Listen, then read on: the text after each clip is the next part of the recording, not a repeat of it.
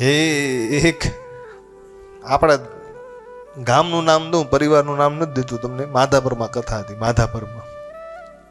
માધાપરમાં કથા હતી. બરોબર સાંજના ટાઈમે આવી જ શાંતિ કથામાં હો. કથાનો બીજો કે ત્રીજો દિવસ હજી હશે માંડ માધાપરમાં. અને અચાનક એક ભાઈ માંથી મહારાજ મહારાજ મહારાજ મહારાજ કથા બંધ કરો બંધ કરો કથા બંધ કરો. હું કાં શું થયું? અમારા પિતૃ આયા કથામાં, અમારા પિતૃ આયા. મેં કીધું તારા પિતૃ આયા? હું ઉપર બેઠો છું, મને ક્યાંય દેખાવા જોઈએ, મને ન દેખાણા તાર નીચે કેમ દેખાઈ ગયા? મને કે પિતૃ આયા. પછી છે ને મેં કીધું અહીંયા તને ક્યાં દેખાણા? આમ આગળ છે ને આમ નાળિયેર, જો આ નાળિયેર પડ્યું છે ને, આવી રીતે આમ નાળિયેર રાખ્યું હતું.